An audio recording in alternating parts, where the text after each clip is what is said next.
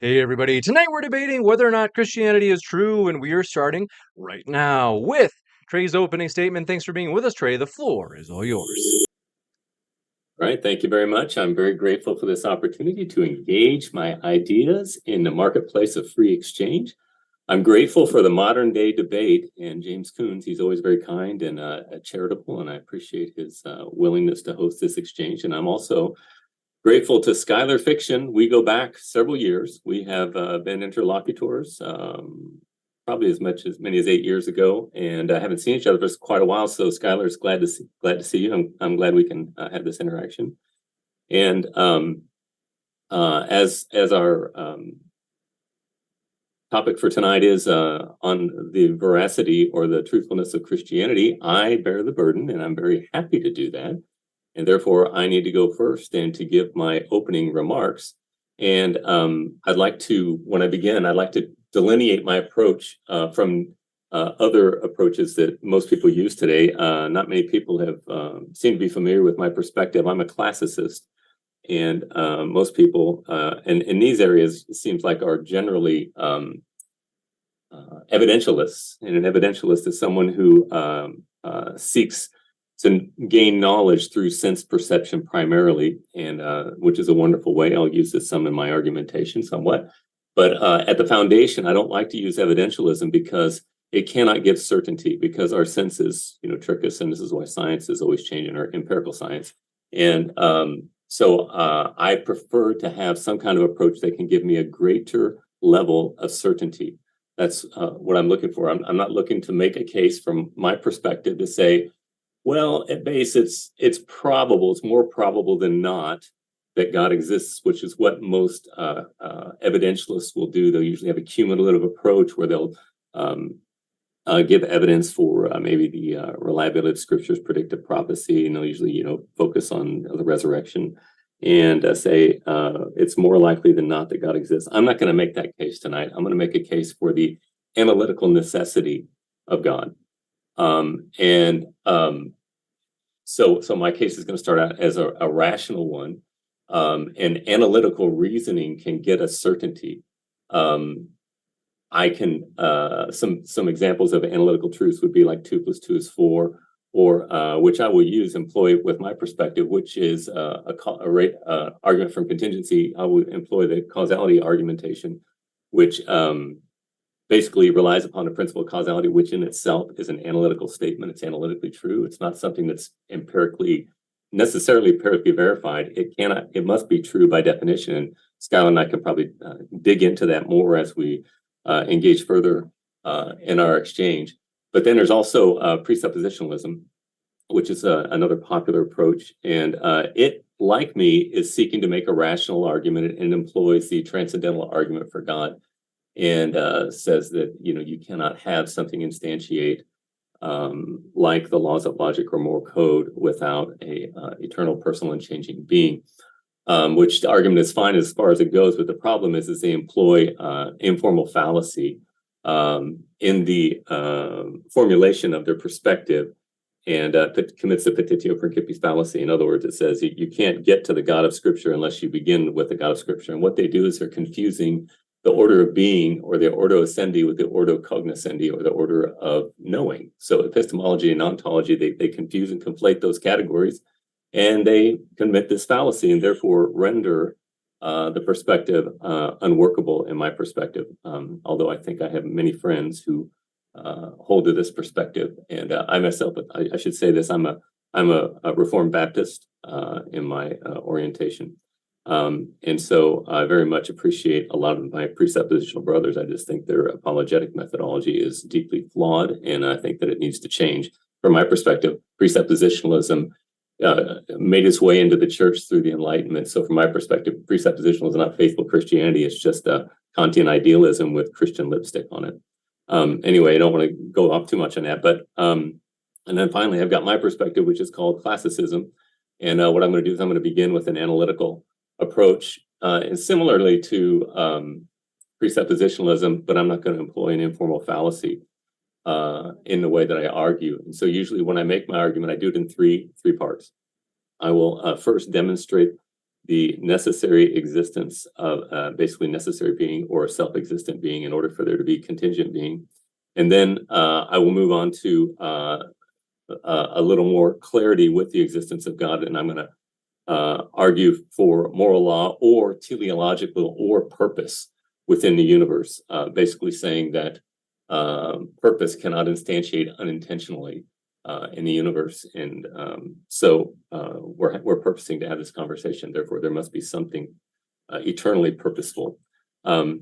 And so those two arguments correspond with Romans chapter 1 and Romans chapter 2 in the Bible, and those are usually categorized historically not as theology but as philosophy, because it's information that is available to everyone, and it is information that is irrefutably true. If you grant my epistemological presuppositions, then those two arguments are true by definition. They are irrefutable, and they logically follow from the facts that I will lay out when we begin. Okay, so but then once we get the existence of God and teleology established, then we move into the specifics of the God of Christianity. And so what I'm going to do is I'm going to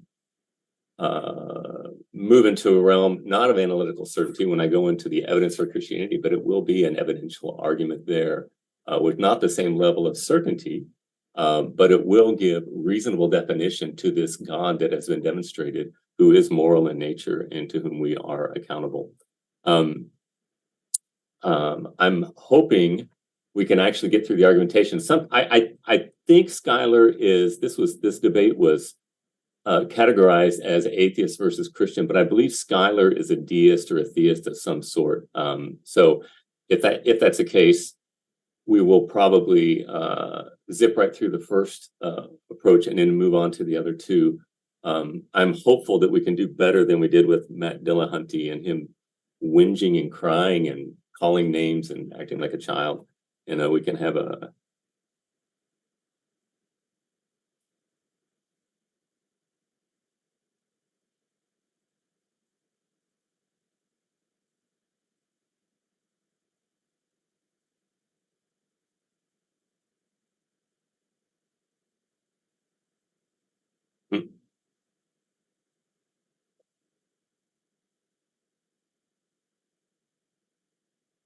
Well, that's what I'm doing.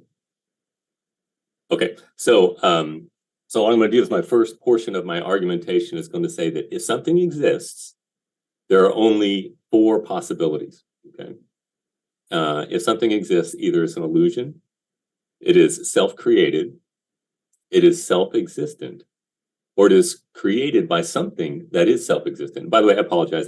I shouldn't. You're right. I shouldn't attack Matt here. He's not here to defend himself.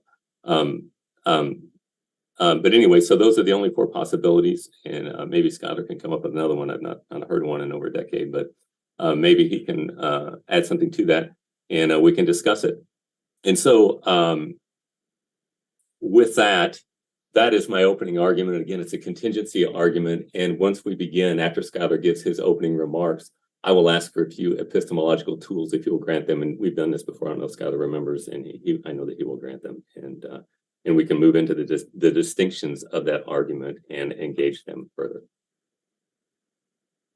You got it. Want to say... So many mute buttons, so many unmute buttons. Want to say, folks, thanks for being here at Modern Day Debate. We hope you feel welcome no matter what walk of life you are from, Christian, Muslim, atheist, you name it. We are glad that you are here. And want to say, folks, if you haven't already, hit that subscribe button. We have many more debates to come. You don't want to miss them, so hit subscribe right now. We'll kick it over to Skylar. Thanks for your opening. Trey, Skylar, the floor is all yours for your opening as well. Yeah, I want to say, first of all, thank you for having me on again. I've been here since the early days of talking about me and Trey having conversations. But man, I was looking back, and I've been on this channel coming on for years and years and years, and James has always been a great friend. I do want to be clear what the topic of the debate is, which is Christianity true? It's not that we're not doing a comparison of worldviews of my particular God belief versus your God belief. So I think what there is, does definitely adds a interesting dynamic for Trey here, because he's probably used to talking to atheists quite a bit. And I believe in a God, so I'm going to grant a creator already. I'm even going to grant that morality is rooted in its foundation, right? So I'm going to grant objective morality within that God that I believe in. So when we talk about Christianity today, it's going to be Trey's job to try to show Christianity is the case, and that these beliefs of Christianity are rational and reasonable. Now, I often like to just kind of lay out a basic idea, like the kind of like how the Bible lays out Christianity, which I've talked to Trey quite a bit. He is a Bible believing Christian. He takes a lot of these scriptures very literally. But we can start with the whole idea of how Trey's going to be forced to argue that there's a thing called original sin that exists. All right. And this original sin that people are born with because of Adam's federal headship, because God made Adam, because he chose to, I guess, just wanted to, made Adam the federal headship of all human beings. And because Adam failed in the garden, all human beings are born in a way that makes them punishable in any way that God chooses to. This doesn't matter what age. It's all justified. In Trey's view, he's gonna tell you that he's gonna give you the argument that the potter gets to do what he wants with the clay, right? Typically, what he would try to do is kind of argue that it's not. He tried to argue against like a moral subjectivist position, like the person would usually hold. I'd be like, well, you don't think morals are really real. But I'm granting that objective morality exists, right? And as we go through, we have all types of things that happen besides, this idea of original sin, and we're punishing children for the parents' actions, right? We've got a promise to Abraham that was made, and the promise was future lands, and his descendants would be many, and he'd have great wealth, right? This was because of obedience. Think about some of the interesting things that happened in that story. That God makes people mutilate their genitalia as a covenant to show that they're with God. But not only the followers of Yahweh, but like the slaves. If you had a slave, you had to mutilate their penises also. And if you're wondering, hey, did he just say slave? Well, yeah, of course, because slavery is endorsed by the Old Testament God, Yahweh. Tells people you can own slaves. He tells you can own women as property. Tells you you could sell your daughter as a slave to get out of debt. And unlike the men, the women don't get freed after 7 years. Well, of course, that's for the Hebrews. Like for non-Hebrew slaves, these folks can be put in enslavement for life. They're considered property. They can be forced to work with rigor. We have examples all over the Bible of God who's supposed to, and this is what I remember. I was actually watching an older conversation of Trey and I, and one of his main focus was that humans have intrinsic value. Right? I agree. I agree. God gave us intrinsic value, but then your God that you worship, like, completely does the opposite of showing that humans have intrinsic value. Right? He does violent things to them when not necessary. He drowns children and babies, has humans mutilate other humans, including children. He allows for sex slaves, for men, Israelites, to be able to capture other nations' women, force them to marry them, and then they get to have relations with the woman. We can go through all these different examples in the Bible of how this Old Testament God, or the whole God, really, it's the same God. The whole Trinity thing is a whole other strange paradox when you think about the idea it's one person, but three different minds, three different wills, but somehow it's all the same will. But I'm not really here to focus on Trinity. I think you can go with enough examples of how God says he loves and cares about people, but does the complete opposite in helping them. He literally lets millions of people starve. Lots of people die of diseases that he created as a repercussion of Adam eating from the tree, right? You don't have to believe in a God like that. There's no evidence a God like that exists, right? It's just what Christians think God is based on reading the Bible. Like I said, I'm happy for an open conversation. I'm going to grant you some things. I won't grant you others. You're going to have to demonstrate or show certain arguments and things that you're making here during this debate. But I think I'll leave it there. I think that's fair. Okay, thank you so much. I look forward to the discussion. Thank you very much for that opening as well. And want to say, folks, if you have been living in a cave on Mars with your fingers in your ears and you didn't know, Modern Day Debate live and in person is going to be in Houston, Texas on Saturday, September 15th. You don't want to miss this. If you are in the Houston area, there is a link in the description box right now to get tickets. We're going to have 2 debates there at least, one of which is the one that you see at the bottom right of your screen, Matt versus Daniel. You don't want to miss that one. But my dear friends, it doesn't just stop there.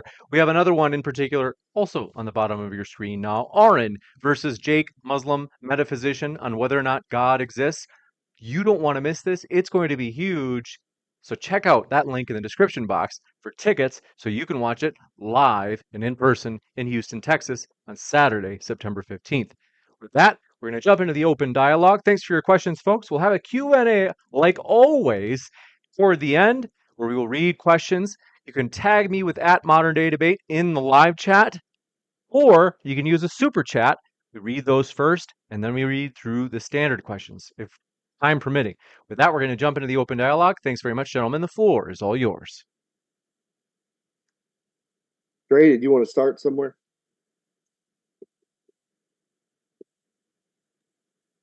Sorry, I forgot to unmute myself. So Skylar, so you will grant that there is a self-existent creator who created us and sustains us, who is necessary in nature, self-existent, and he gives rise to our contingent being and enables us to be. Would that be fair to say? I believe in a God. I believe in a creator, God who has created everything. That's as far as I'm going to grant. And you don't make any assertions about that being at all. No, well, I'm not here to argue my specific religion anyway. So the debate topic is Christianity true? Right, but I need to know if you will grant my presuppositions. Therefore, no, I'll grant that there's a God that's real. I'll grant there's a creator God. Well, that's what I mean. That's what I shouldn't say presuppositions, but you grant logic and sense perception, right? As epistemological tools. Okay, but let's get to the argument, man. I want to hear the argument for Christianity. Skylar, before you have I don't want to have I don't want to have a whole conversation about what tools we need before what you're going to be needing me to grant you. I just want you to make the argument. Okay. Before you have a word of God, you've got to have a God of the word. There must be a Lord before you have him give revelation. Would you agree with that? This is the time. We can talk freely here. We're not. I don't grant that there is a word of God. Okay, so he has not revealed himself in this creation. I'm just saying I'm not granting you that the God has revealed and himself. I'm asking you. You do not believe. Well, I'm not talking about my position. I'm not talking about my position on God. What I'm saying to you asked about like the. I am saying my perspective requires that. Will you grant that it's analytically true? No, I won't say that. Well, wait a minute. Analytical truth. I'll grant you analytical truth. I'm not granting you that your God has a book that he wrote his word in. So how do you believe in your God then? My God beliefs are not. Hold up, bro. We're not having a debate about my God. We're having a debate on is Christianity true. This is how I know that my God exists. Okay, he not only has a argument. book. Okay, not only does he have a book that he has written that is special revelation, but he also has a book that's equally infallible called natural revelation. And that's how you know that there's a God, right? I don't grant you that he has a book. You just does he have a natural? Okay, hold on, gentlemen, just so we can. So I'm open to hosting you guys for real. Like I'm not just being. I'm not just. This isn't just cheek and tongue. I'm willing to host you on. What reasons does Skylar have for his position of some sort of whatever it is, but it's whatever it is, it's not Christianity. And so given that tonight is Christianity true, I do want to talk about I do want to keep us focused on there rather than on whatever Skylar's position is. Okay, so from my perspective, I'm going to say that there is a God who has revealed himself, but he hasn't revealed himself merely in the Bible. He has revealed himself in nature. And this is the first two portions of my argument were for a necessary self-existent creator and that there is a moral law, which basically is going to say that there is such a thing as the sanctity of existence. And the reason I'm challenging Skylar now is because that's why he believes what he believes, but he doesn't want to go there. But that's fine. But I'll tell you just what you believe, even if you don't want to admit it. Well, I don't grant that Skylar, God's revealed to you. Trey, regardless of what Skylar believes, that is a different debate. I just said 2 minutes ago we can have that another night, but I do want to actually have the debate on whether or not Christianity is true. So maybe Skylar is totally unjustified and a complete idiot. That's another debate. It's true. Look at him smile. It's true. But It's very, I very just possible. want to Yeah, James is redirect right, yeah. us. I just want to keep us focused on whether or not Christianity is true. Okay, so what I'm saying is that God has revealed himself both naturally and specifically, and that there is a moral code that is in this realm. And my second point is basically that we all know that existence is holy, all right? And so when you look at Romans chapter 2, it says that all men know that there's a moral law. And at base of the moral law, what you're saying is when you're saying there's a right and a wrong, which Skylar said he believed in, but I'm fine, I'm with me. But this is why I believe what I believe, that there is a specialness to existence. And if there's a specialness to existence, then it must be valued by something outside of itself that's unchanging and necessary in being. So I'm saying that God is, of Christianity, at base, not only does he exist, not only does he create all things and uphold all things, but he values things and sets a moral standard for everybody to keep. And that standard is always going to be centered around the sanctity of existence. In other words, that existence is special. If that's the case, then why does he treat women as property and tell fathers in the Old Testament they can sell their daughters into slavery, and these girls don't get to go free as the men do? So if you value somebody's existence, if you have intrinsic value, telling them that you could make them slaves for life because they're a woman, in no way shows that they're intrinsically valuable to you. Okay. Well, first, in the Old Testament, when someone would sell their daughter into slavery, what would be the reason for doing that? You're the Christian, because right? they thought it would be fun. Well, I'd like to have some interaction. I'm going with the Bible. It says they sold them to get out of debt. That's what I said. That was the reason. So they sold them so they would not starve to death, right? Yeah, they sold their daughter. They didn't have Social Security. Hold on. They sold their daughter into slavery so they wouldn't starve. You're right. But yes, you're right. There's no Social Security. But, God can give them other rules. We don't need to have the situation where it's either, hey, become a slave or starve. This is a false dichotomy. You limit your powers of your God and say, no, he couldn't make a better idea or plan. Hey, instead of becoming a slave and keeping the woman for life, how about you just keep her for 7 years? That seems a little fair, right? Well, why not just have it where there can be no such thing as sin? How about in other words, you're saying, well, I think God should have done it a different way. That's your argument. No, that's not my argument. I'm just pointing out the differences. Like, I'm pointing out how you say human beings have value, intrinsic value, and they're special to God. But then you show how God tells you to treat them, which is contradictory to what you're arguing. Which, if you're going to say, hey, treat women as slaves in order to get out of debt, and then you're going to say, God, this is valuable to God. This is special to God. That's contradictory. I think God gives standards in the Old Testament to regulate the way people live, just like having multiple wives. Jesus said he never desired that anybody have more than one wife, but God, rather than judging men according to their sins and wiping them all out, he gives variables because he knows that, or I should say variables, parameters for doing things that they've done, rather than wipe them out for everything that they've done. In other words, he's accommodating them in their sinfulness with forbearance and charity, even though it's not his desire. Because from Christianity, shellfish and slavery, okay. Like, we could ban shellfish. We can men with crust testicles can't go to church, right? We ban those things. but slavery was just a step too far to ban for a society. Okay. Do you know the difference between the moral and ceremonial law in the Old Testament? Yeah.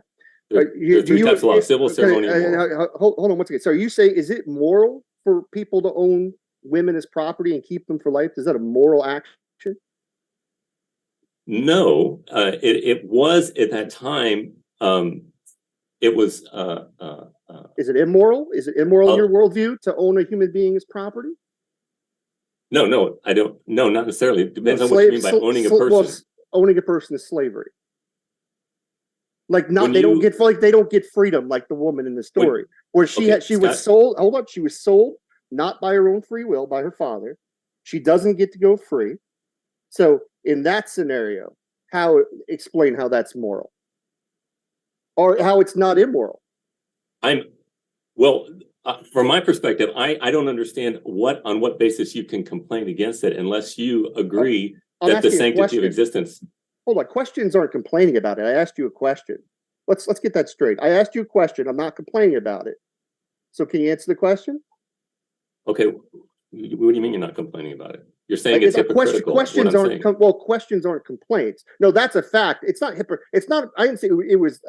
It's a contradiction.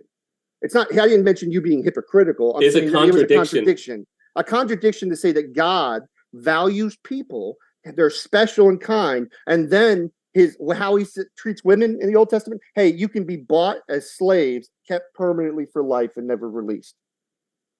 Yes, and why is it that people treat each other that way, according to Christianity? Oh yeah, you guys have this weird fascination where people are born with this nature that makes them worthy of killing and destroying, God destroying them because their nature is so terrible that God is judgment on them. Okay, Skylar, what are your thoughts about Adolf Hitler? Not a fan of Adolf Hitler. Okay, do you think he should be punished? He's dead. You can't punish him. Do you think that it was right for him to be killed for what he'd done?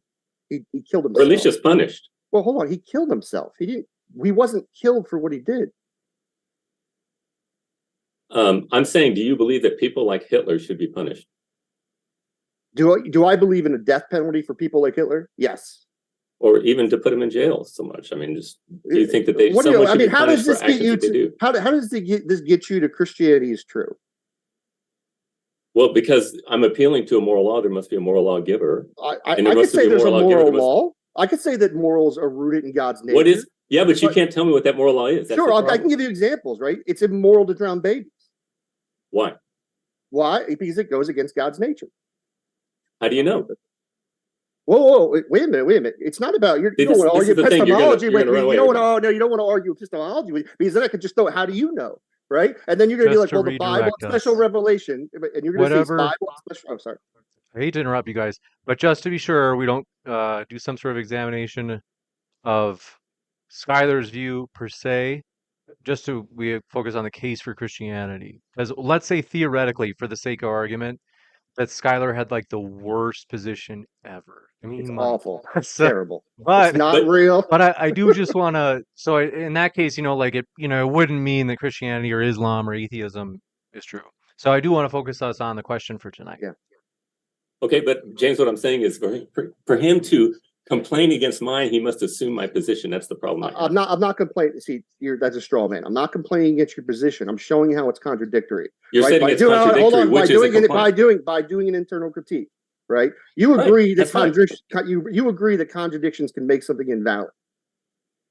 Yes, I do believe that we must be rational we agree in the way that we do things. Okay, so you say that God feels that women or babies are special and he loves them, he cares, and they have an intrinsic value, but God does not treat people like they have intrinsic value. He tells them to mutilate their genitalia. He has them think that they're going to have to execute their own children. Sometimes he does have them execute children. So you keep saying intrinsic value, everything, and then we look at the actions and they contradict that, right? It would be like me saying, I love my child. I love my children. And then you find out I'm abusing them and hitting them and hurting them and vocally and emotionally abusing them, right? These actions are contradictory to you saying that God values these people. Well, no, it's not. I'm saying, do you believe that children should be spanked? No. Okay. Do you think they should be punished for bad deeds? Bad deeds? Can you define bad deeds? Mouthing off to their mother. That's an example of a bad deed. What is it? What would you? It doesn't even matter. Should there be some form of discipline for my children? Yes, Mhm. I discipline my children. All right. Does it hurt them to do that? Physically, no. Not even really mentally. They get more annoyed. Okay. So you don't believe that Are we comparing like child execution to me like disciplining my kid because they were talking? No. I want to do a reductio. I want to keep it as soft as I can. That's fine. Well, wait, but we're not criticizing my morality, right? You keep trying to bring us back. We're talking about the Christian God's morality, right? So you're saying but that you're criticizing. I'm not criticizing. Okay. I'm showing a contradiction. Which is a criticism. No, it is not. It's not like me saying, "Oh, I don't like your morals because they're bad and mean and ugly." Right? Yes, you are. That's exactly what you're saying. No, I'm saying that you have contradictory views. And you're saying it's because I believe in something evil while still holding to a standard of holiness. Right? So is it evil to drown babies? Yes, it is evil to drown babies. And God drowns babies. What do you mean? You said God drowns babies. You're a Christian, I am right? not. I'm talking about for humans to do it. What does the Bible say about human nature? Oh, wait a minute. So it's only immoral to drown babies sometimes. No, it's God's prerogative to take life and give life. Do you agree with that? No, I didn't answer. You didn't answer my question. Let me rephrase this way. Is it always immoral to execute a baby, for a human to execute a baby? Yes. Okay, so God has humans execute babies in the Bible. So God has humans doing moral actions. Because God orders it, but it's not my prerogative to do that. I cannot do that. It's always wrong for me to kill a baby. It's God's prerogative to have babies. That's exactly right. Sliced open with swords. Because babies are born sinners. Right. That's what the Bible teaches. Do you agree with that, Skylar? No, yeah, I agree. It's what you argue, right? So you're saying that because that's what Christianity says. Hold on, yeah, sure. You're arguing because they're born sinners, it's okay for God to tell people to slice their little babies' bellies open. It is, yes, it is fine for him to bring judgment upon wicked people, and there is corollary damage to the children. How does the judgment work in that case? 1 Samuel. So what does he do? What does he tell the people to do? 1 Samuel what? 1 Samuel 15. Or any example where he goes, just tell me what he's ordering the judgment. 1 Samuel 15 is the simple one. Okay, the Amalekites. You remember familiar with the Amalekites? Oh, and destroy them and do not let one person live. Yeah, among them, right? So would you know why he did it? Because they are wicked people. Ooh, they deserve judgment. Sorry, you've got to go to the scripture. The scripture actually says it's because of what their generations had done before. It was revenge. These people hadn't committed the actions that God was. No. You don't understand Christianity, Skylar. Let's go to 1 Samuel 15 and read it. You could what does the Bible say about it? Hold on. I will read it for you since you want to get away from it. No, I don't. I mean, you're acting like it doesn't say that. Let's see. I know I got to have it here. But you're not reading it in context. Okay, once again, if you want to tell me it tells you the context in there. Hold on. No, it literally tells you the context. Would you let me talk? Okay. I am letting you talk. There's no one stopping you from talking. No, I'm trying to explain to you. All men are born sinners. No, everybody who dies, the reason there is death in this world, according to Christianity, is because of sin. We're all dying because we're all sinners. That's I got the scripture now. I know this. I know your theology. I know you blame Adam for everything, and now everybody's born with this nature. This is why. No. I don't. The Bible does, says Adam is our federal head, so that we can have a federal head. I said all this earlier. I didn't misrepresent your religion earlier. I said this is what you believe. You believe in a federal headship. This is your justification. But you just took 1 Samuel 15 out of context. Well, no. I'm going to read it. What it says. It says, look, 1 Samuel, I said to Saul, I am the Lord who sent to anoint you king over his people, Israel. So listen now to the message from the Lord. This is what the Lord Almighty says. I will punish the Amalekites for what they did to Israel when they laid to them as they came out of Egypt. Now go attack the Amalekites and totally destroy them, everything that belongs to them. Do not spare them. Put to death men, women, children, infants, cattle, sheep, and donkeys. It gave you the context why God was executing the babies. It was for something they didn't do. Now, yes, you can say they all had an original sin, right? But everybody in the Bible has original sin, except for the little bit before Adam. So it's kind of like a red herring. It doesn't even matter, right? So here you go. Once again, why doesn't that matter? What? What doesn't matter? That all men are born sinners worthy of death from the womb. Because you have a context where God is telling you why he's doing it. It isn't because they were just sinners born in the womb. He's telling you why he's doing it. They were exceedingly sinners. That's not what it says. It says it was for revenge for what they had done. That culture, not the same. It isn't the same people. So even in the infants and the children, you're saying it is perfectly moral to have infants and children executed that had nothing to do with the violence the Amalekites committed against the Israelites. No child. Would you agree, Skylar, that no child has actual sin when they're an infant, right? No, you're saying they do. They have an original sin. No, I'm talking about actual practical sin. I'm just talking about we don't share our same definitions of sin. So you believe in a world where babies are born in a way that God can do whatever he wants to them to punish them, and it would be justifiable. I don't believe in a God like that. Skylar, all men should be dead. And babies. The fact that God would save one kids, person. Right? You could say it. You could say and babies. And yes. kids. Yes, and babies. Babies deserve hell, no right? problem with that. Do they deserve hell? Do they deserve hell? They do. In the imputed sin of Adam, they are born sinners. They do deserve hell. Now, when it comes to infants, all babies deserve hell. Yeah, can I finish? When children, that's fine. I just want to make sure everyone heard you. Okay, from my perspective, there is a possibility that the imputed righteousness of Christ could be applied to the children, but I don't dogmatically hold to that. I don't know what happens to babies, but I know this, that they deserve damnation and death because they are born in Adam. They are born enemies of God from the womb. And if God were just to save one person, that would be an amazing act of kindness. And the fact that he saves as many as he does is, again, it's an amazing act of kindness. It's not an act of injustice that God is killing those that he does. The fact that it's amazing is that he would save anyone. I mean, we have no excuse. You can call it justice. I mean, you can call it justice to kill a baby who's done nothing at all. It is being born. You can say it's justice. That's fine. I mean, that's because all you're doing is saying justice is rooted in my God's morality, or justice is rooted in my God's nature, and anything my God does is just by definition. So whatever you want to put in, you can just fill in the blank. God drowns babies, it's just, right? God can make every person go to hell except one person that would be just to you, right? You're just saying it's just because God does it. It doesn't mean anything. No, I'm saying it's just none of this is an argument. None of this, any of this, is any argument for Christianity being true.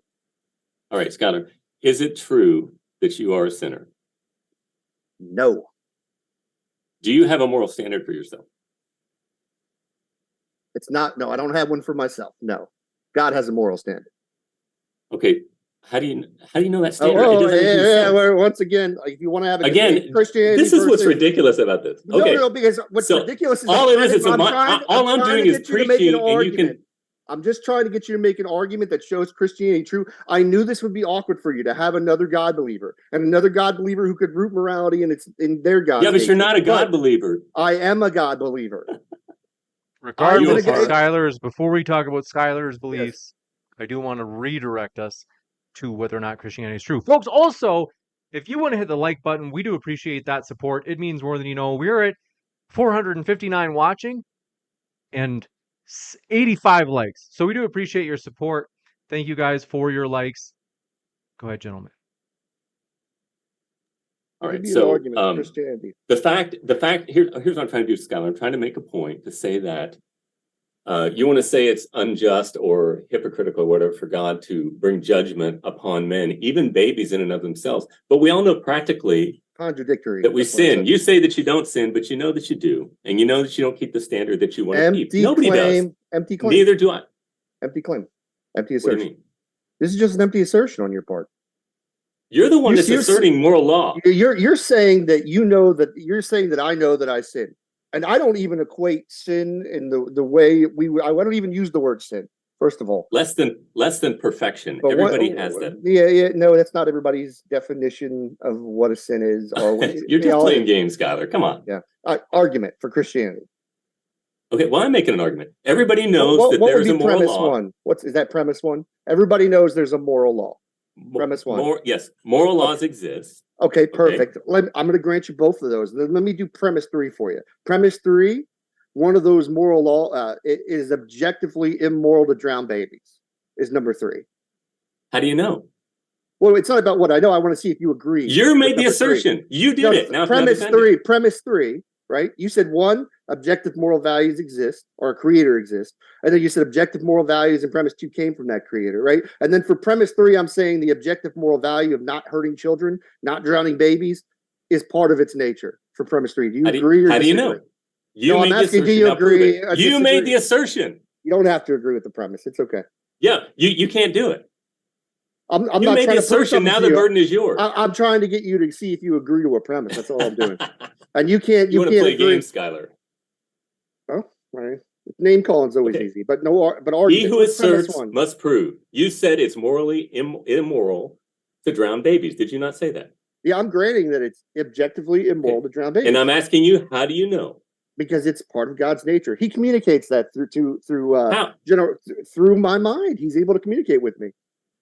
Okay, so you mean you just had these visions at night? Yeah, I said visions at night. But once again, I'm still waiting for that argument for Christianity that you're trying to get away from.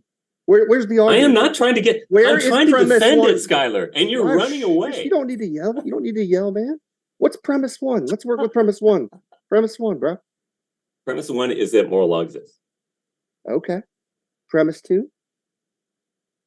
That moral law is based on the sanctity of existence. Premise 3. I don't grant that one. That moral law is not based on the sanctity of existence?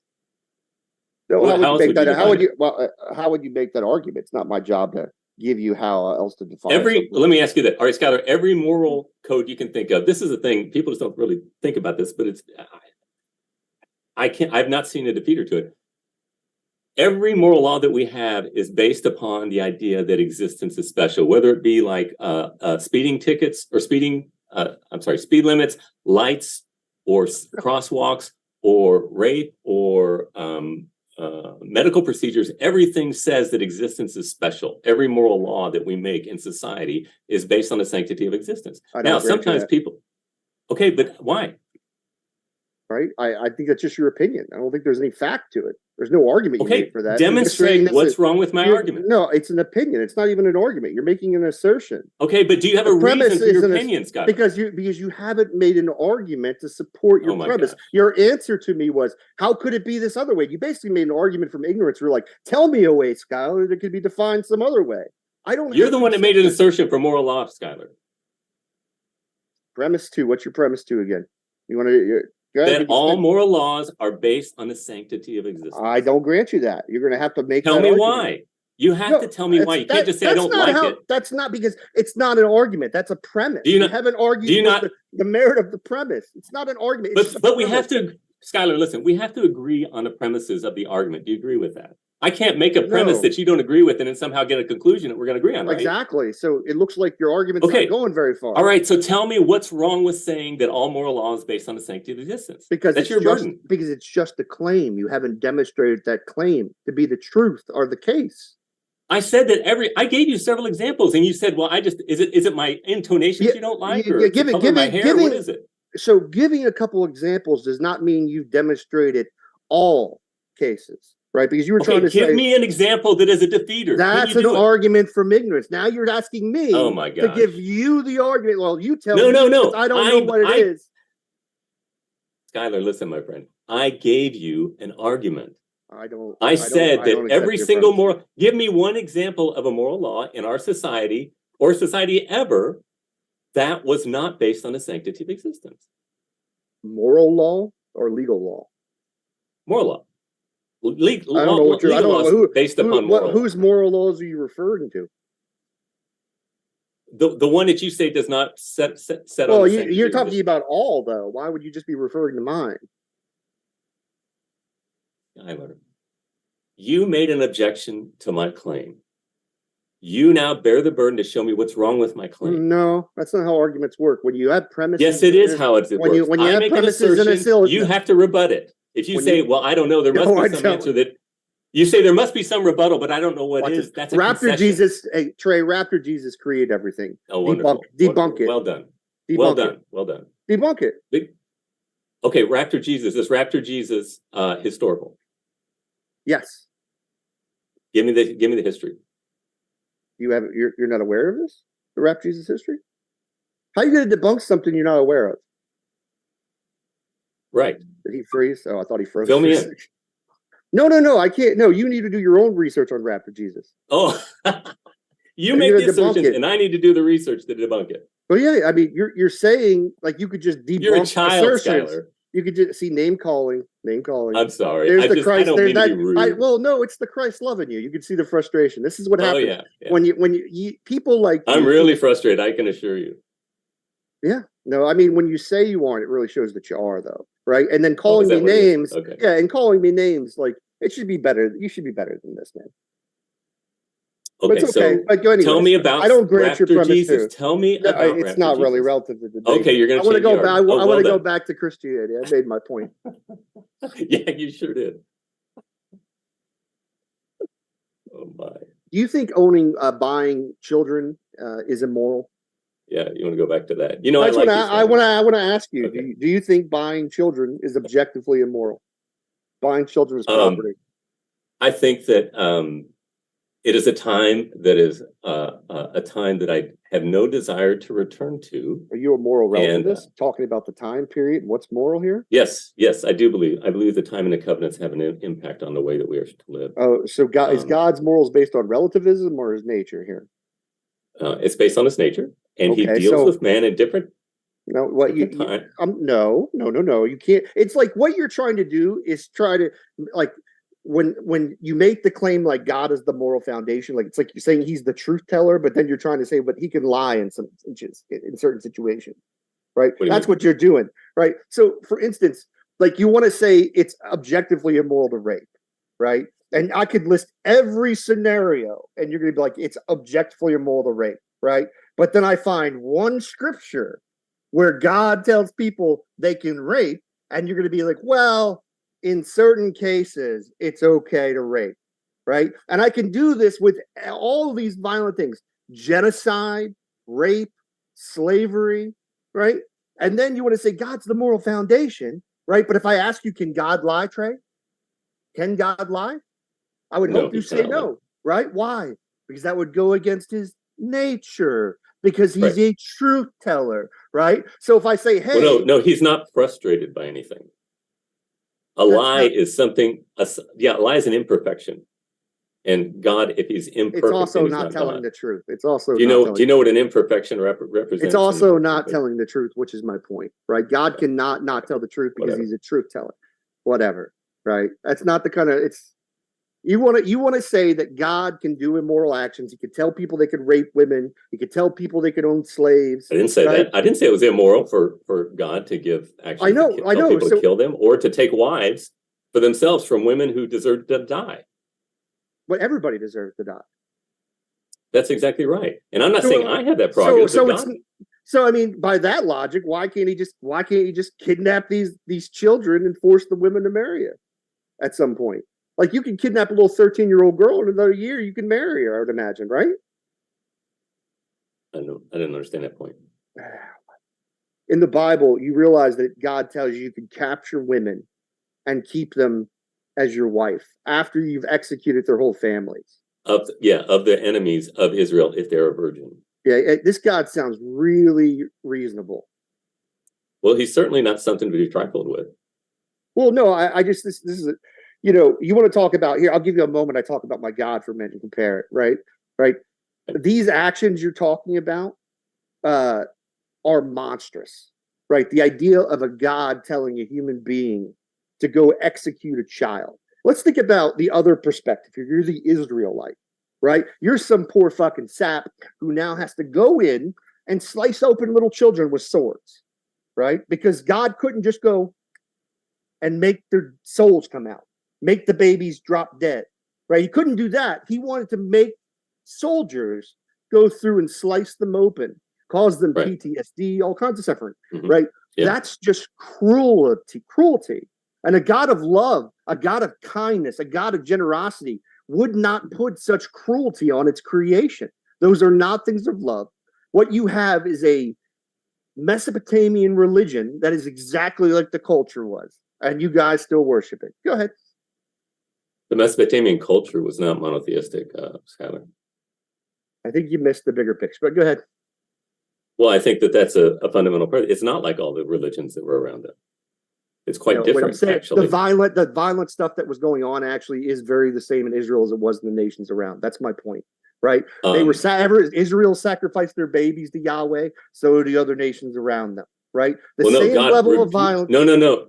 God rebuked them for sacrificing their children to their gods, right? No, they did used to sacrifice. Yeah, of course. He rebuked them, and then he has people sacrifice children. Like who? Like he was going to. Well, for instance, you're sacrificing and killing children when you go in and you're executing these towns, these little kids. No, that's not a sacrifice to him. That's executing judgment upon a people for being born, for being sinful, wicked people. No. It's just for being born. They were born in a way that makes them worthy of punishment. Not any of the actions that they did, because the actions are kind of irrelevant. That's right. They already have this. No. Right. Yeah. That's right. I mean, listen, you can feel free to worship that God. It's cool. You can worship a God that like targets children and makes people do violent, heinous things. I don't find that rational. I don't find it reasonable, right? A loving and kind God doesn't have to do those types of things to his creation. You want to make the argument that God does those things? Have at it, bro. It's just very, it's contradictory if you say that God loves and cares about people. I have not expressed one contradiction yet, Skylar, not one. You may not like it, but I'm not being contradictory in any way. Well, if you say God loves children and then he does those violent things to children, he doesn't love them. Yeah, he does have a general love for children, but not everybody has the same. God does not have the same love for every single person equally. Would you agree with that? You tell me more. Tell me more. What kind of love does he have for other people? Is there some he doesn't love? Well, for example, with Jesus, there was a disciple whom Jesus loved. Are you a Calvinist? Do you have elect? I am. Oh, yeah, shit! Hold up. First of all, I was a Reformed Baptist. It took me a minute. I thought I should have thought about that. Okay, so you believe in election, bro. So God literally. Let me audience out there. This is what Trey believes. God elects people before they're even born, right? Who he's going to offer salvation to or offer grace to, right? And what that means is now, if he's offered grace, they have the ability to be able to accept Jesus Christ that died for their sins, right? But unless he offers you grace, you don't have that opportunity because you're not elected, right? So you want to talk about a system. And if I were to ask you, Trey, what is the criteria for election? Could you tell me? For his own pleasure. Right? And what does that mean for his own pleasure? For his own pleasure. Do you not know what those words mean? Well, no, I don't understand what that would mean to a God, how a God would feel pleasure in choosing some to offer salvation to, and then others not to offer salvation to. Well, Christianity teaches that God not only is love, but he's also holy. Do you agree with that? Right. I mean, if you're just going to call it holy to pick who he wants, but you're not telling me the criteria, you're just saying it gives him pleasure or for his pleasure. I don't understand what's the reasoning here. He does it for his own glory, and it glorifies him to execute justice upon the wicked, but also to show mercy on those who deserve his justice. But don't all of them deserve mercy? No. Why do only some of them deserve mercy? Because that is...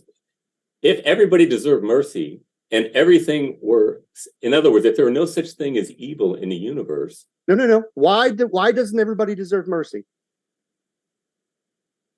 Because God has ordained it that way. Perfect. So all you're saying is all people don't deserve mercy because God has ordained it that way. He has ordained that not all people will have mercy. And that only some will have mercy, and some will have mercy. Some will have justice, but it's not. But mercy. First of all, mercy is the turning away of justice, not turning away. Getting rid of justice is the relinquishment of justice, right? Because you're not doing the punishment for the crime. It's been taken away, right? Right. So it's kind of a negative. Yeah. So I think grace is actually showing kindness, a positive showing of kindness to that vessel of mercy. well, I mean, it's not. Which is There's no free will for human beings. They're basically There robots. is. There's no free there's free will. will. They're robots in your scenario. Can someone go against? Hold on. Can someone go against God's decree? No, they cannot. No. So if God decrees a human to do X, can that person choose to do otherwise? From our perspective, yes, everything has changed. This is the thing. You've got two perspectives, Skylar, we're talking about here. We've got God. You're not answering my questions. No, you're not answering my question. No, you just interrupt me constantly. No. If somebody does, if God ordains, Skylar is going to do X, right? Can I go against God's ordination? No, I don't say that God. I don't have free will. Skylar, can I please answer? You interrupt me every time I start talking. Okay. If God, I'm not saying God ordains what Skylar's going to do. I'm saying God ordains everything that comes to pass. Like pornography. Everything. Pornography. Every pornographic video, God in detail made that. He makes use of secondary causal agents in doing wickedness, but everything he works according to the counsel of his will. And toward those who look at pornography, he ordains justice for them. He created pornography through secondary uses, basically. He didn't directly do it. Well, what is it Matt Slick says? Direct decrees and indirect decrees, basically where you're setting up the chessboard for it to happen.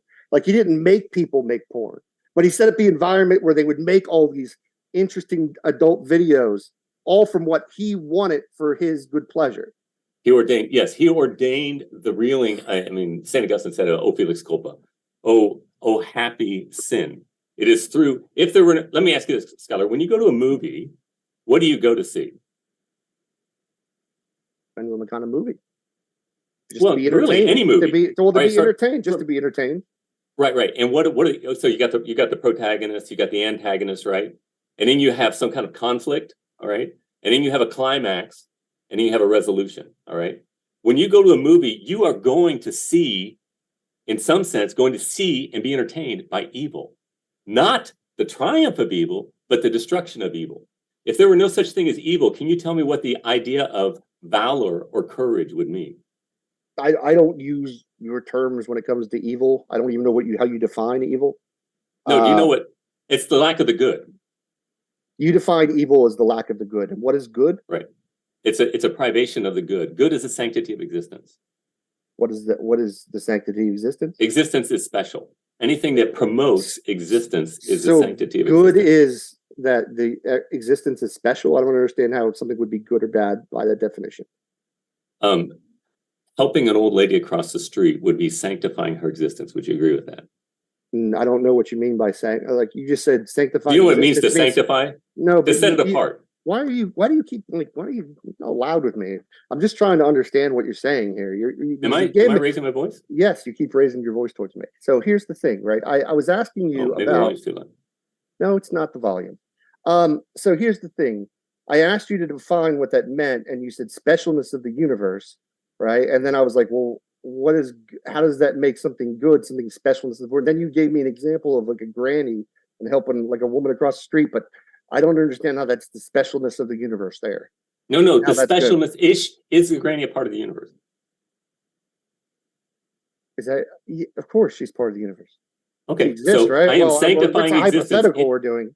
Yeah, I mean, I am sanctifying existence to that portion of the universe that she is by helping her across the street. Now, evil would be to ignore her or to, God forbid, even push her in front of the car or something like that. That would be evil. It would be a privation of the good. It would be a shortcoming of sanctifying her existence. How about how about holding her as a slave? Would that be unsanctifying her existence?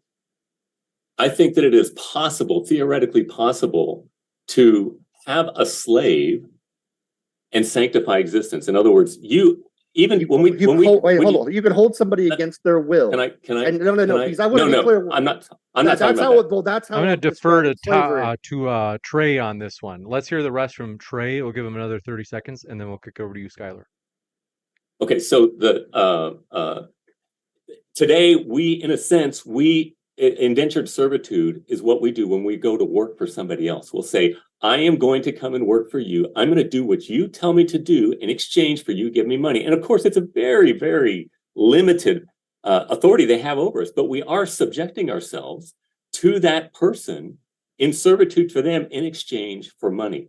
So I would make the argument that a very fundamental, basic, light sense that we all do that to each other. And in indentured servitude, I'm not talking about people who are kidnapped, because kidnapping carried the penalty of murder, or a death penalty in the Old Testament.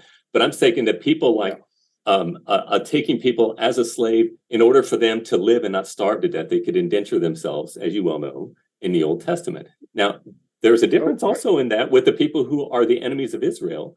They were not indentured servants. Slavery. I'm not talking about indentured servitude. I was talking about the example. Well, that's under the rubric no, of slavery. it's not. Okay, let me give you an example. Right. First of all, you're this idea of. Well, let me say this. Okay, we're talking about slavery. We're talking like the example of the woman, right? Or children. Like, how about the example of if the slave master gives his slave a wife, at the end of the 7 years for the male, usually they go free. Right. But then he says, hey, if the master's given him a wife and they had children, the children belong to the master. Right. Now that's ownership of children. And these children are kept for life here, especially if they're little girls. Right. Now you're going to say that is not a depravation. You're not going to say that's bad how you defined it. Is that, are you really going to try to make that argument? Yes, because the purpose of going into indentured servitude was to be able to survive. It wasn't indentured servitude. It was not indentured servitude, an example I just gave you. Yeah, it is. That's what that was. Not. You can go be a slave, and if he gives you a wife, the women do not go free. Okay, indentured servitude. Yes, do you know what happens to? Yeah, hold on. You sign a contract in indentured servitude. Those kids don't sign a contract. The woman doesn't get to go free like the men do in indentured servitude. These are not the same. It is not indentured servitude. Okay, Skylar, when a woman is in the old Mesopotamian culture, if a woman was somebody else's wife and then she's kicked out on the streets, what happens to her? Do you have if you're going to give me a historical example and you can quote me something, I'll believe what you're going to say. But asking me a question is not arguing for what any point that I just made. I'm saying that a woman has no hope because no man is going to want her. I don't accept that. Therefore, you can't just, okay, well, that's what Christianity teaches, but you don't like it, that's fine. Well, I mean, Christianity is bullshit. I mean, you've got all types of crazy things Christianity believes. You believe in talking serpents and original sin. And you think that God's going to make like humans eat their own children in cannibalism, right? You've got all types of strange ideas about your God based on the cultures that wrote the stories. Right? They're just as violent as the cultures that wrote the stories. And you want to come to me and you want to be all serious. You're like, oh, well, no, the slavery we're talking about wasn't the bad kind of slavery. When you own people for life, when women don't get to go free, Trey, that's not a good thing. And your definition you gave me of good and bad, it would fall under a bad thing, but you're being contradictory here because you're forced to, because the Bible says in certain situations it's okay to rape. It's okay to commit genocide. Skylar, I gave you a justification and you didn't like it. But you did not prove, not once had you proven me to be irrational or to be contradictory in one specific instance. Not yet. Have you done that? Yeah, I mean, listen, if you said you think God loves children, God feels that children are special, women are special, right? And then what you do, and then you have God treat them in awful ways and call that special. I'm sorry. That's fine. I guess we just have a limit of language, right? Your idea of what's good treatment towards people, how you consider treating them special, the things you identify as good, right? I just don't share those values, right? I don't think slavery is good. I don't think genocide's good. I'm pro-life. I'm consistently pro-life, right? You don't sound consistently pro-life. You sound like, hey, babies' lives matter sometimes. Okay, well, I don't think that any man has a right. We're close to the Q&A. I'll give you a chance. I'll give you the last word, Trey, and then we're going to jump into the Q&A. I'll give you about 45 seconds, and then we're going to jump into it. So, folks, if you have any questions, get them in now, because Q&A is only going to be about roughly 30 minutes. So we're going to try to move quickly through it. But go ahead, Trey. Okay, so Skylar, I wanted to say that I'm not saying that anybody has a right to murder a baby ever. But the thing that we're arguing over is whether it's right for God to have that prerogative and to have his people do that, particularly in the Old Testament dispensation. We're not in that time now, but that is what you're saying. It's not possible for God to do that. And I'm simply saying that mankind is born sinful, and these people, the peoples that he called to judgment, were wicked. And you said that the Israelites were just like the nations around them. No, they weren't. That's why God judged them, because they became like the nations around them. And they participated in those wicked deeds. We're going to jump into the Q&A. I want to say thanks so much for your questions, folks. And want to remind you, our guests are linked in the description. If you would like to hear more from our guests, you certainly can. I encourage you, even if you disagree with either of our speakers, there's nothing better than going straight to the source itself, you could say. In other words, the primary source, to hear and understand firsthand what their position is if you disagree on it. But I want to say, in addition, thank you very much for your questions. This one coming in from, do appreciate it,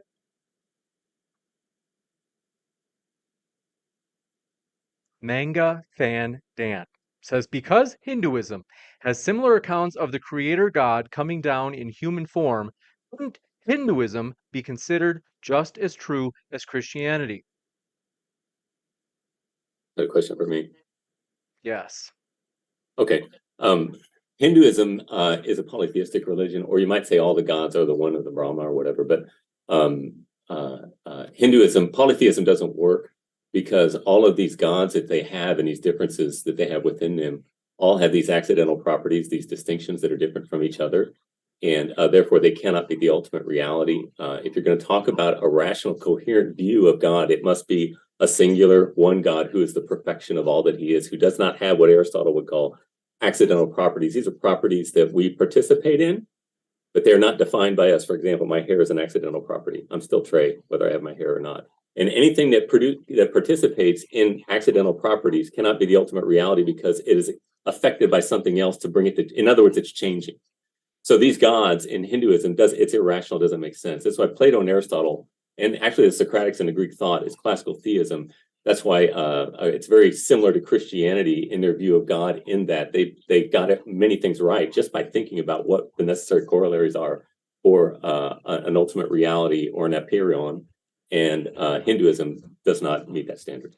You got it. This one coming in from, do appreciate it as well, LHRPG official says, the tech difficulties suck, but thanks for trying. Thanks for your support. Thanks for hanging in there with us, and thanks for your positivity. We appreciate that. Brad H says, Trey, let's see. He says, please, with your opening, instead of giving broad overviews, make an actual case for Christianity. And they say you just give a broad description of apologetics types. Give you a chance to defend yourself. Oh yeah, so that's fine. For the opening remarks, for me, it's like I kind of want to get a background and try to give an idea of what I'm going to do and how I am different, and then I end it with the opening of my argument for the existence of God. I don't know. I guess I could do more, but it's to me, I like the Socratic method. I keep asking Skylar these questions. I love Socratic dialogue. Unfortunately, it wasn't able to be done much today, but I love to be able to ask questions and to try to move things along with my opponent by asking questions. And so I like to get into the meat of my arguments in the cross exam. For me, the cross exam is the best part, but that's why I like to just chit chat and talk about things in kind of a free form format, because to me, it's more, you're more able to get to the heart of what your opponent's view is and to be able to test your own view right away. You got it. This one coming in from Contrarian 420 says, Skylar, if you grant a God, then you should be agnostic, not atheistic. If that's in reference to the thumbnail, that was my fault. I'm sorry about that. Skylar, you've corrected me many times. They say one can reject the Christian notion of an external entity as God, but believe God as universal consciousness, like some in the East do. Yeah, okay, I think they're referring to my blooper on the thumbnail. I put you as, so anyway, all updated. Thanks for your feedback. Genius Tracks says, jar donation for mute. Let's see, they say, so proud of this channel. I'm a day one fan. Thanks so much, Genius Tracks. And I remember Genius Tracks, no joke, I think was like I remember you as like one of the oldest people being here with the channel. So thanks for always being so supportive. Thanks for always being so sincere. I love you. And Pointless Poppy says, Trey, does a 6-year-old child always go to heaven when they die? If so, why do 6-year-old children still have pain during childbirth? And they say in parentheses, a specific punishment for inherited sin. How is this moral? 6-year-old children have pain in childbirth? Is that what they said? That's what it says. I'm rereading it just to be sure that but it does say, it says, if so, why do 6-year-old children still have pain? I think maybe let's That'd just, be real the bad argument, pain. the argument still holds though. Like, let's say, like, why does a 6-year-old, like, sometimes a 6-year-old will, have cancer or another painful type Sure. of Okay. experience Yeah. if they're So sinless or. right. Well, no, they're not sinless. That's the whole issue. That's why there's pain and suffering, because all men are sinners, and death is a judgment for sin. That's why all men die, and that's why Christ's resurrection was the ultimate, pinnacle to reality. Because since Christ has risen, so we too shall, and we shall be free from sin someday. That's what Christianity teaches. This one from Pointless Poppy as well says, Trey, how come God gave female slaves a lower price than male slaves? Does your God believe the quote unquote intrinsic value of a woman is less than a man? Sure. Well, see, a female slave is not able to make as much money, I'm guessing, for the slave. That's not something I really know a lot about, but just off the top of my head, I would say that a male slave is going to be able to go out and work and make more labor for the master. This one coming in from, do appreciate it. Well, Flamio says, Skylar, thank you for taking my criticism of your last debate to heart and fixing that resolution. Trying to be a nicer, calmer Skylar Fiction. To be fair, though, my last opponent wasn't, well, let's not talk about people when they're here. We'll just say that wasn't the friendliest opponent. What was it you said? Fix the resolution, like the resolution of your camera or Oh, I don't know. whatever it is. You look great. Very, very tremendous resolution on your camera. Pointless Poppy says, Trey, what are the names of the 500 that Jesus supposedly appeared to? Why did God not ensure that they were each accounted for so that we have a solid foundation for the resurrection? Well, Paul was saying if there's 500 people, you can go and ask them. Because he didn't give us the names of those people, you're simply saying, well, I wish God would have done it a different way. Therefore, it's wrong. And I don't think that's a very strong argument. Let's see. They say, by the way, okay, hold on, this one from Moflamio says, Trey, is Yahweh afraid of babies?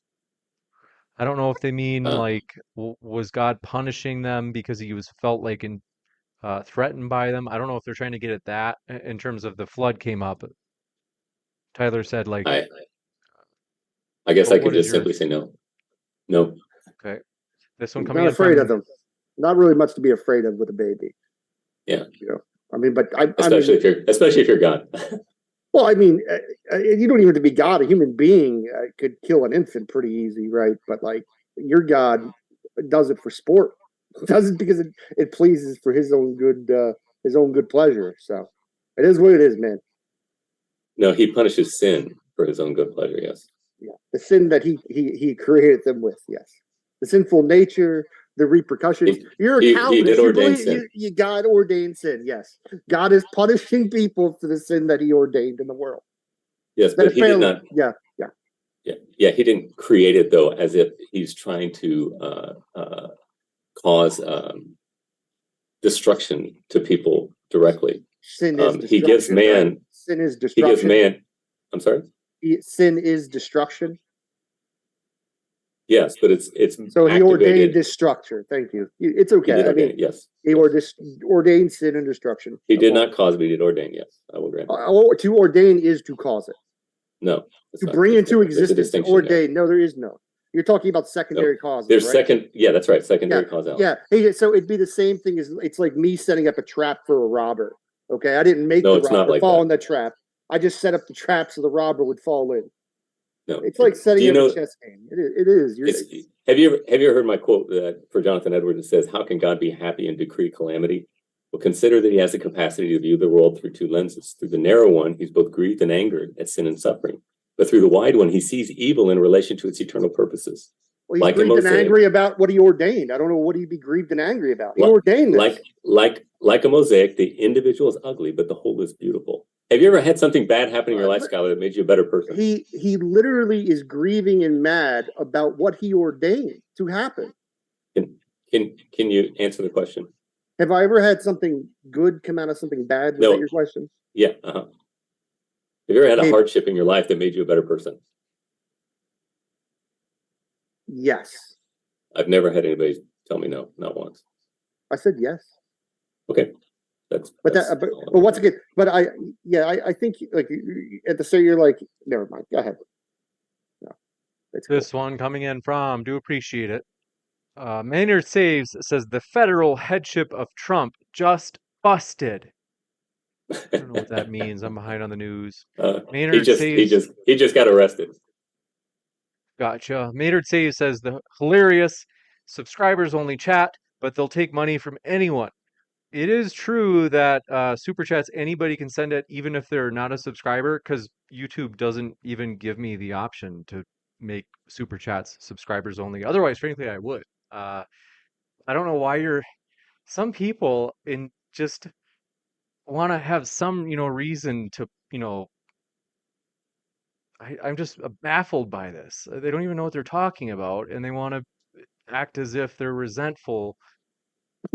I'm baffled. I can't even decide if people are have to be a subscriber in order to send a super chat, and you're complaining. I'm just baffled. People are just looking for some reason to cry. I'm just, wow, Maynard Saves. Seriously, you must be a miserable person. Pointless Poppy says, would you punish your grandchild for your child's mistakes? I would not, no. Why would you do that? Well, God says that the children should not be punished for their parents' sins. Oh, say that again. Say that again. That children will not be punished for their parents' sins. And you earlier, when you gave a justification for why they could be punished for their sins, like in 1 Samuel 15, we're punishing these infants for the parents' sins. No, they're not. Those infants are not being held accountable for their parents' sins. They are the fact that they die, they are justly dying. But when they stand before God, God's not going to say you are guilty for what your parents did. Of course. That will not be the case. How are you going to wait a minute? There is such a thing as collateral damage. But they're guilty for being born, right? He's going to stand. They are going to stand and be like, listen, you were born in a way that makes you guilty. You are born represented in Adam. But let me say something. Oh, but wait a minute. Why would we blame? Why are you blaming the children of Adam for Adam's decisions? Are you saying Adam is a direct clone of every individual human being? Yes. Can I explain it? But that's just not true. Can I explain it? Well, no one's stopping you from explaining it and asking. You interrupt me every time, Skylar. You cry. Go ahead, Skylar. James was just talking about this. It's the whining that's going on today. It's like Trump supporters today. You're a Trump supporter, right, Trey? I would bet. Just go ahead, James. That's fine. That's good. Let's go. This one from Pointless Poppy says, would you we got that one. Contrarian 420 says, Trey, do you grant that God is transcendent and that even the Christian concept of God is limited? That description is not one-to-one with the described. I don't understand what that meant. Yeah, God is both transcendent and immanent.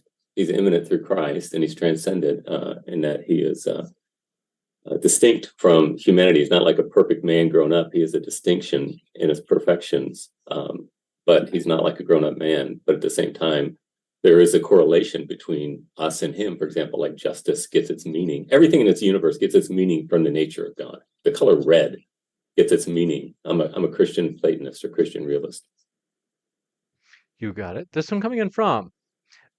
Well, just to go back to the original part, though, because I know the last part was confusing, but you say, do you grant that God is transcendent and that even the Christian concepts of God are limited? Well, I don't think it's possible for any contingent being to fully grasp God. We can apprehend God as he reveals himself, but no, I don't comprehend God in completeness. No, it's not possible. I never will. You got it. This one coming in from, do appreciate it. Big Thang Flying Wayne says, Trey, asking people to agree with your assertions is not evidence of your assertions. Do you know the difference between assertions and evidence? Well, Amen. here's the thing: is when I make a point and my opponent disagrees with that point, I would like them to tell me why. And Skylar wouldn't do that. How am I supposed to know my point is invalid unless you can show me how it's invalid? No, they're talking about when you were trying to get into my idea of my worldview, and you want to talk all about my God and know how I know the morality from my God. Because you make assertions, and those assertions inform your line of questioning. And I'm just simply saying you're inconsistent. You are the very thing that you accuse me of. You haven't even explained how I'm inconsistent. You just threw in another inconsistent claim here, right? All I did was literally grant you a couple things, which is, and things I can believe. God is real, and He's a creator, and that objective morality is real, right? Where but you can't tell me why. You can't tell me why you know. But this is where we disagree, right? This is where we disagreed on what is immoral under objective morality, right? I would say executing babies and children is objectively immoral. You disagree, right? I would say owning people with property and slavery is objectively immoral. You disagree, right? But so you're not giving me a reason why. Yeah, but no, I'm just you're just making some claim and saying you need to believe my claim, and I'm saying, well, tell me why you believe that, and you won't do it. No, I'm just pointing out to the audience that what I view as objectively immoral is different than what you view as objectively immoral. You're just giving me a flying spaghetti monster answer, and I'm saying that's not good enough. First of all, Raptor Jesus, not flying spaghetti monster. Secondly, Jesus, I'm comparing the two things here. We have a religion. Your God belief, right, tells you that it's not objectively immoral to own people as property, to take women and children as plunder, to execute babies, right? My objective morality says it is, right? And but you can't tell me why. Because it goes against God's nature. Because it would go against God's nature. Yeah, and I say, how do you know that? See, then it's not that I see. Now you move. Then you say, oh no, it's your job, and that's fine. You can do that. No, God has given me that revelation. Okay, how? This one. God can give revelation. Well, God can give revelation to me, right? You believe God can give revelation to people. You don't want to be a hypocrite and discount your own beliefs, right? I'm just saying that my God has given me these moral intuitions, right? That are based on they're intuitions, they're feelings that you have, but they're not reasons. Go ahead. I'd love to have a conversation, Skylar, if not here, but in the future. If you'd like to talk about that, I'd love to. Well, I'm happy to compare. Listen, anybody who wants to have a debate, my religious beliefs versus their religious beliefs, absolutely fine. But you need to contact James. You got to make sure James. Well, anybody's going to contact James because I'm going to do it on a channel like this. So. We have a question for your position. Romania says, question for Skylar. How can he justify his morality without God? I suppose you had said earlier that you will give you a chance to respond, Skylar.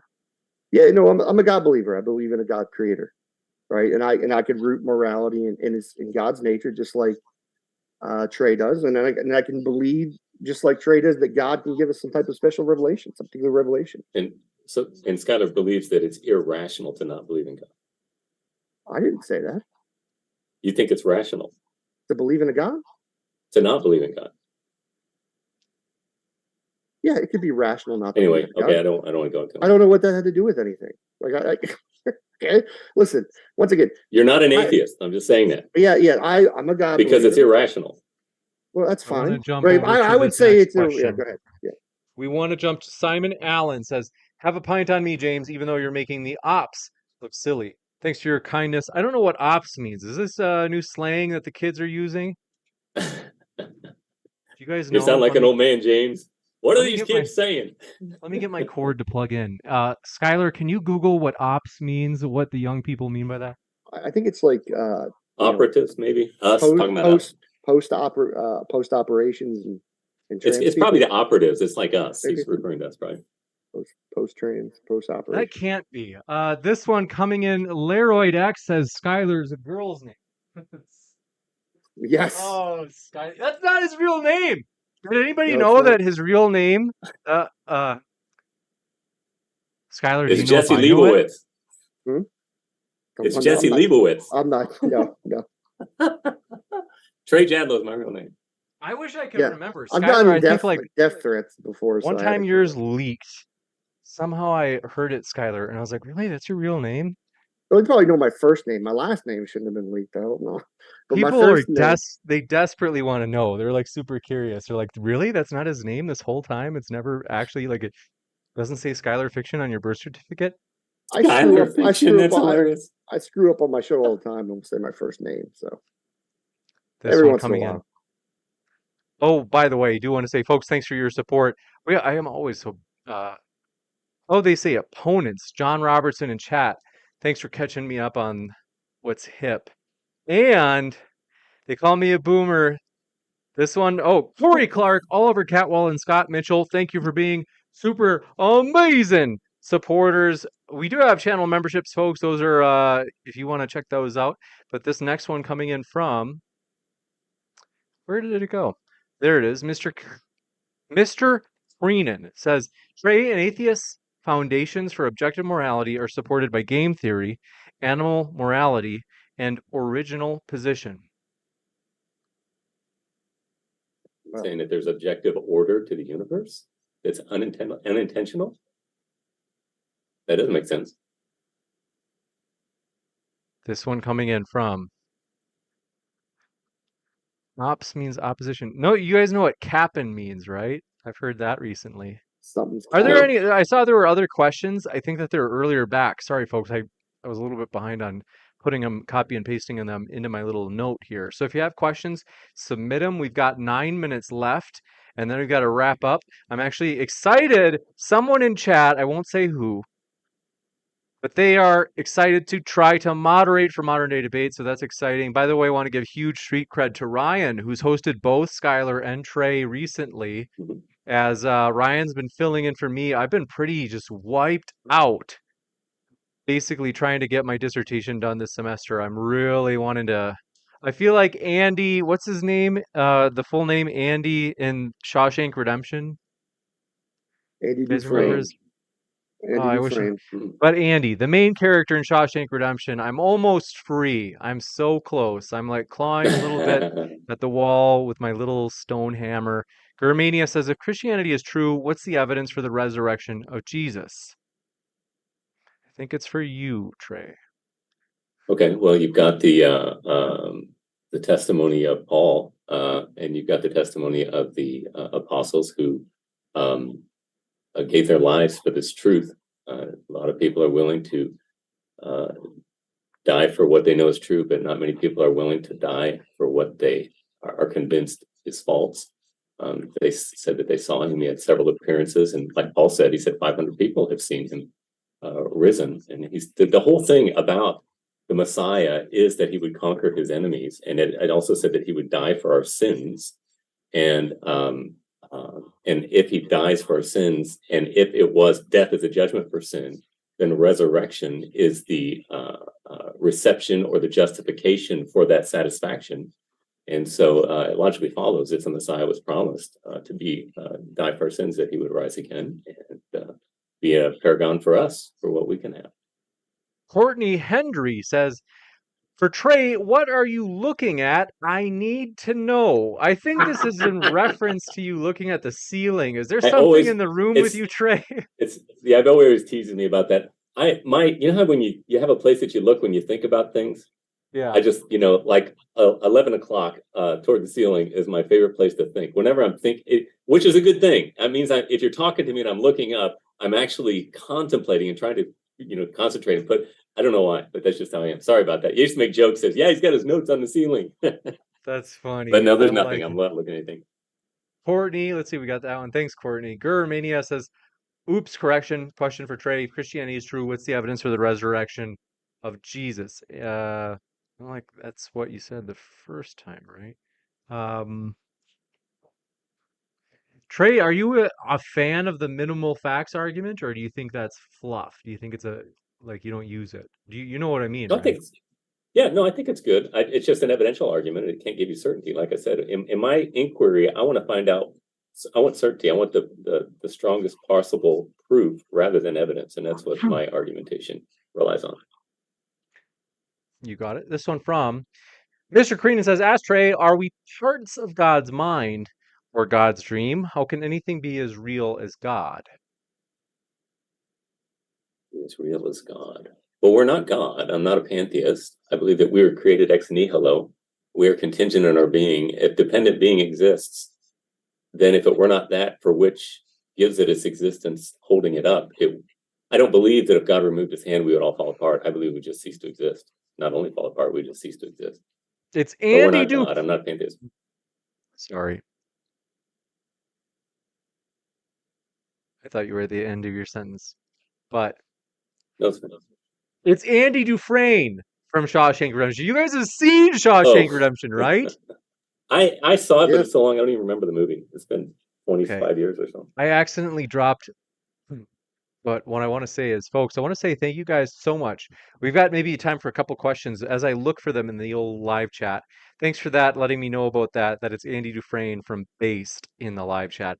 Thanks for all of you guys being so positive. I want to say 99% of you are so positive. Seriously, we appreciate that. And we do once in a while have people who are nasty.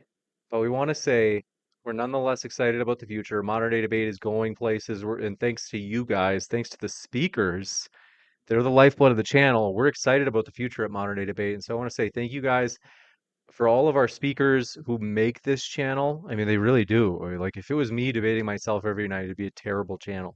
Mr. Creenan says, or Trey, would you still be Christian if you found out there was no historical Jesus? Like, let's say theoretically that somehow it was like historically, there's a historical case that can be made that was like irrefutable. And it was like, wow, this just proves that there was no Jesus.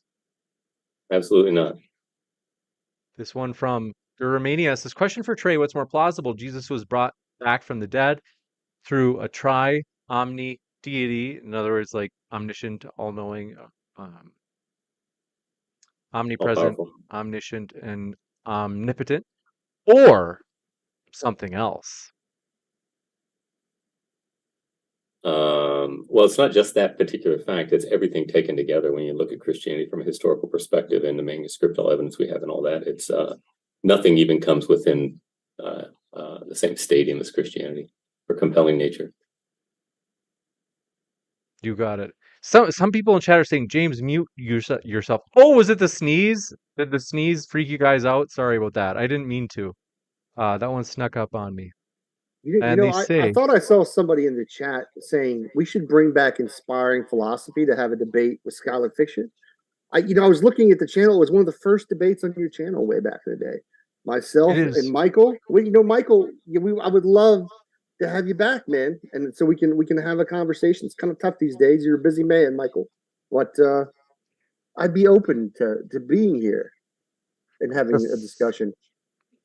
the funny thing is that is one of our, that's a pretty old debate. Modern Day Debate has been around since fall of 2018 is where we started to like transition from, does anybody, trivia, anybody know what we used to be called? It was instead Modern Day. Modern day hysteria. That's right. Yeah. I had you on my channel, bro, as modern day hysteria back in the day. Oh, that's funny. You can actually still like if you search the word hysteria on the channel, you can still go back to where like we had that word in like old descriptions and stuff. But I'm looking back at Trey's old debate with Jim Majors. So Trey, you and Skylar, we had like a hiatus. We had a time where we didn't have you guys like the last year, other than a month ago, like we started having you guys back on again. Yeah.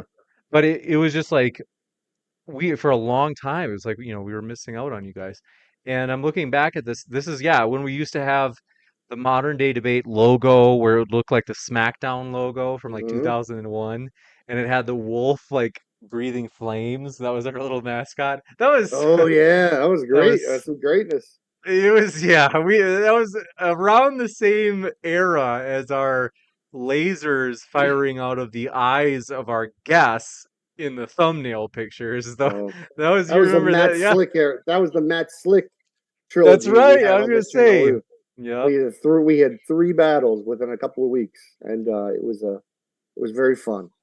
The So Matt Slick true. trilogy. Parag Nightwolf is in the chat. And by the way, Parag Nightwolf is a longtime viewer. Like, I bet they've been watching since 2018. Parag Nightwolf used to be so determined to get his question in I'm not joking, like years ago this was. He would email me before the debate and he would say, this question I really wanted, like I'm submitting it first. And they say tonight, would Trey recognize Jesus if he saw him? If so, how? Uh, I don't know. I don't how I mean he's when he comes and returns, it's not going to be any question. He's going to come in glory. It's the end of time. But if you're just to come, I mean, it wouldn't be biblical for him to come any other way. So it will be unmistakable when he in the second return. It's parousia. So Juicy.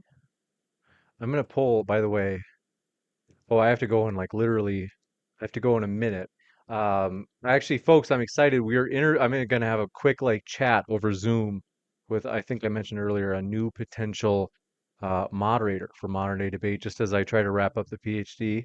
It's been a huge help to me to have guest moderators like Amy, like Ryan, Converse Contender about a year ago. He was helping out again. Kaz has hosted a ton of debates. Now I'm linking in the live chat a link to Skylar's debate with Inspiring Philosophy. So, folks, if you want to watch that right now, I'm going to pin it at the top of the chat. I highly encourage you. This is like you'll be, if you watch this, it's like a down memory lane and you can see Oh yeah. this old debate. Let me just see. I'm trying to get it so I can pin it. 2 seconds. I need intense focus to do this. YouTube has changed where like it's not as easy to click on the three little dots. There we go. Okay. I just pinned that, folks. So you have to go check this out. I'm actually like right now, and then you can see some of our old so-called artwork. Or oh gosh, this was so long ago that it was before we even used like the overlays that you see Dude, on I'm screen. It was telling where you, I we was one of used the first people to come on your channel, man. I'm telling you, it was early days, man. that was one of our I've first loved big James ones. all along. Yeah. This I'm reading the live chat of that debate. No joke. I'm like I can see because the live chat is still on that debate. Let's see. What does it say here? It says I saw one with your name in it. Hold on 2 seconds. We had a debate on moral realism. Is on yeah, it was we had a debate on moral realism was the topic of the debate. But yeah, folks, you got to check that out. It's got 12,000 views. It's from 4 years ago. So I leave you with that. You got to check that out. I've got to wrap this up. And I've got to say thank you to our guests. They make this channel seriously. And they've been doing it for years. Like I said, Skylar and Trey have literally been coming on here for years. And so we do appreciate them. You guys, thanks so much for coming on. It's been a true pleasure to have you tonight. Thank you, thank you, my friend. James. You're a kind host. Skylar, it was Thank nice you. to see you. Thank you for the See you, my challenging brother. debate. That was All fun, right. man. Anytime. Okay. All right. See you. Amazing. Folks, I'm going to do like a 2 minute post credit scene letting you know about upcoming debates. So stick around. I'll be back in about 14 seconds. You stream.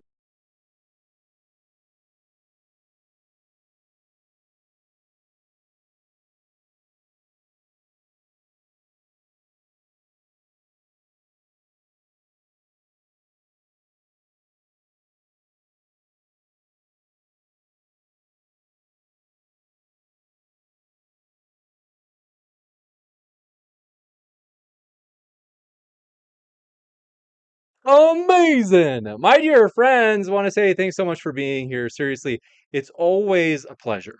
Let me tell you, you might be thinking, James, is it though? By the way, my dear friend Justin, don't worry, I'm going to be there like literally in 2 minutes. I'm going to send you the Zoom link. So, let me send you the Zoom link in 2 seconds.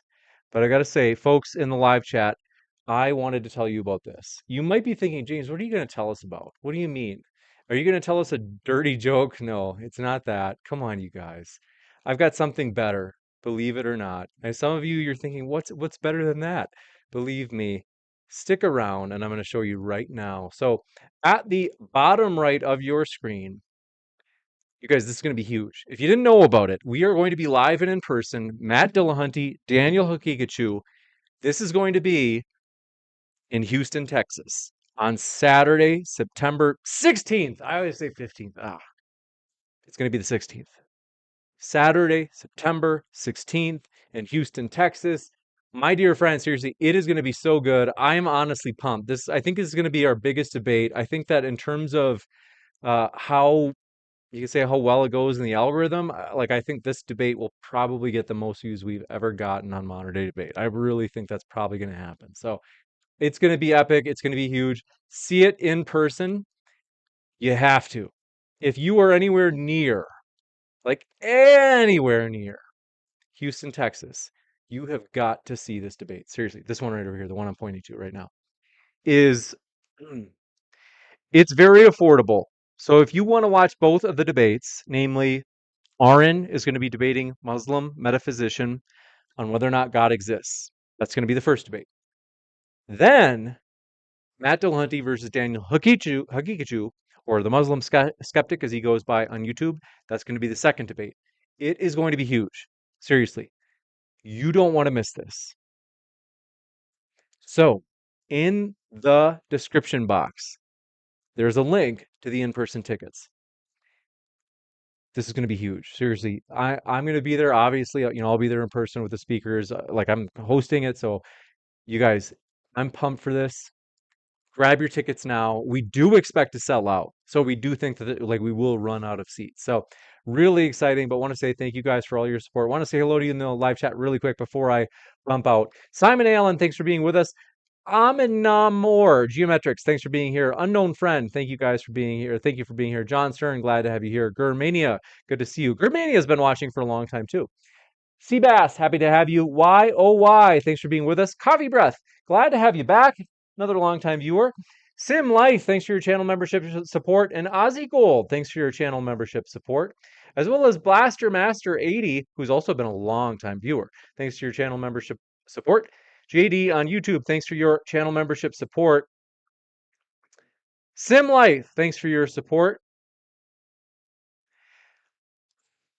CRISPR, CAS9, another long-time viewer, says, "What's your dissertation page count at?" I can't remember, but there's very real progress. So I'm excited about that. I'm pumped to be, Lord willing, done this December.